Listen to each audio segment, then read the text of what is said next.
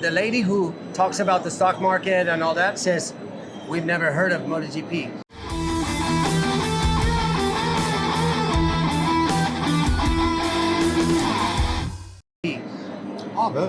And MotoGP has been around for how long with Dorna? You understand? But that's the tough thing.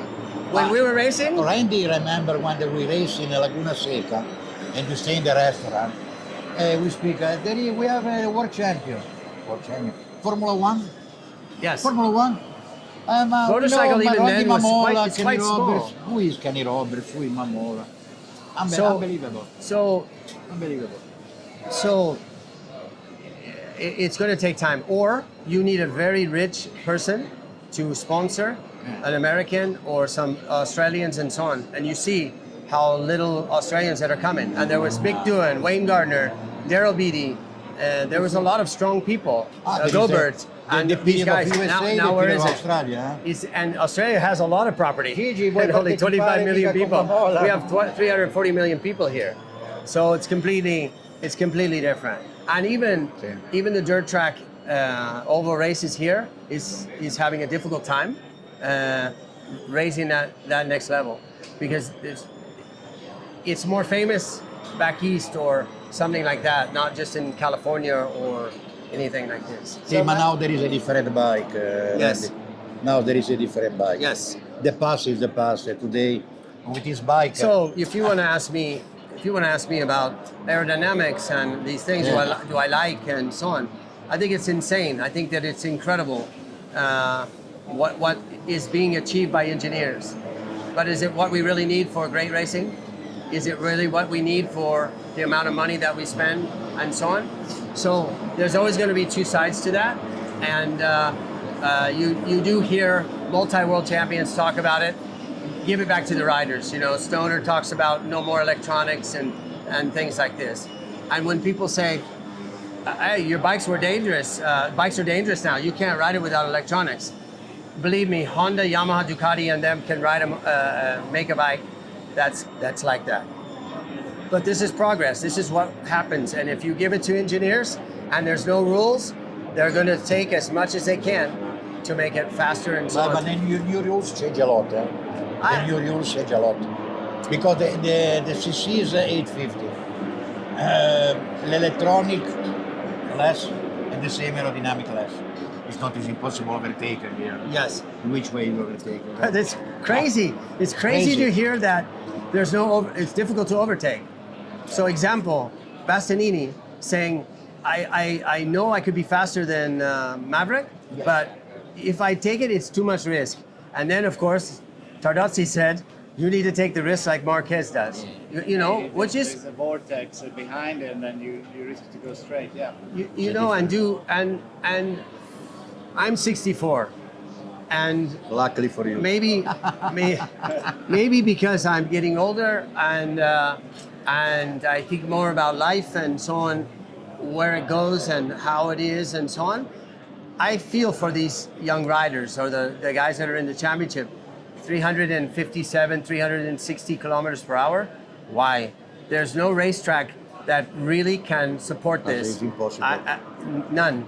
I mean, nowadays it would be a suicide. The corkscrew would be a suicide. Yes. Because if you are behind it and you can't brake and go straight like Bagnaia did, like you will die there. So My question is, Randy, the rider of today, I want to put in 500 to stroke.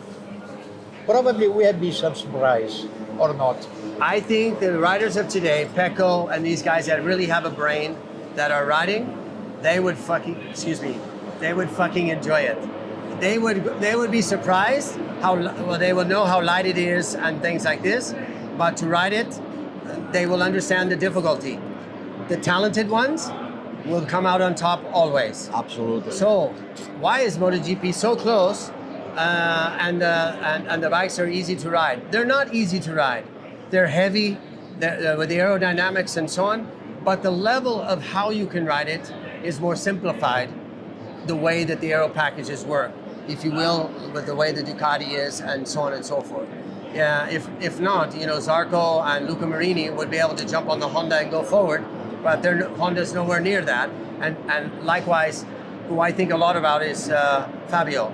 Fabio's a fantastic Fabio is a rider, talent. and He's a big so talent. on. But they're really struggling, and it's because of technology. So the Japanese have to move forward. I understand that. I support that, and so on. So this would be a really fun time. Him and I just on the stage. Unfortunately, I don't speak Italian, but up on the stage with the real fan, with the real fan, not people who just like certain riders and so on, but real people who understand the sport and love what we know and have lived through for all this time.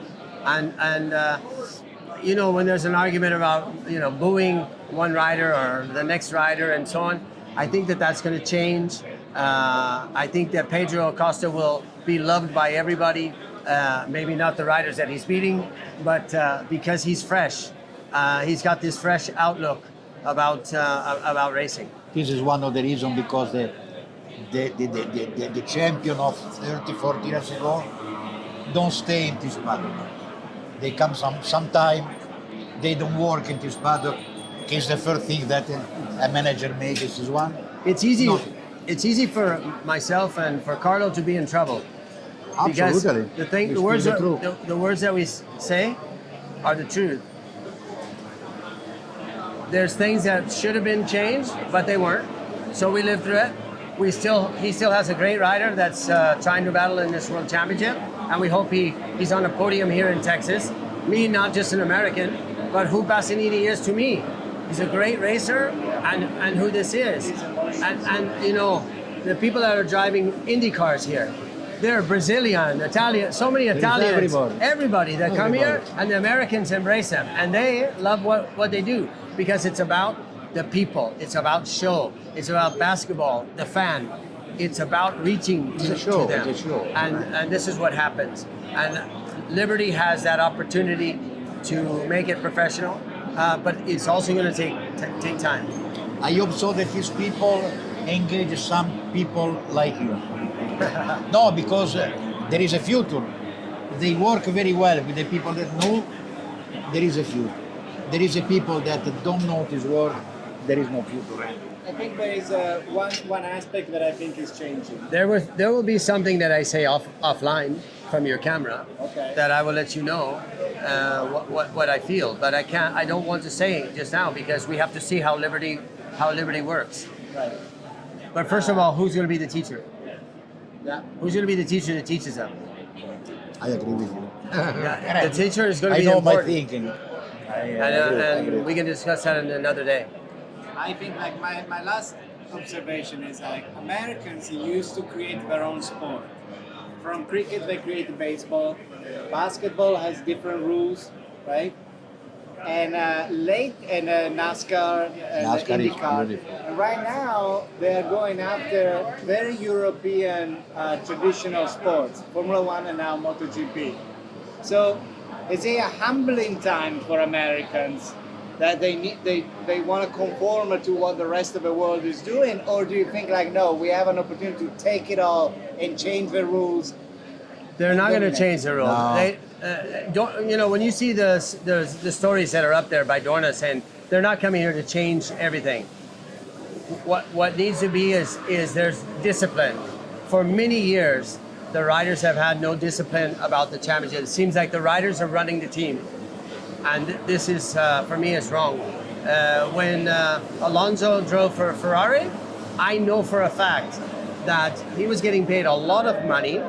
And at the end, he was told he had to do these. He had a list of things to do. The riders have a list here now, but back before, when these guys started, I'm not doing that. I'm not doing this. Alonso did it. But he was so grateful for what he was doing for Ferrari that he went back and he says, "You need me for anything else." This is the important thing because it's your sport. I told Bassanini.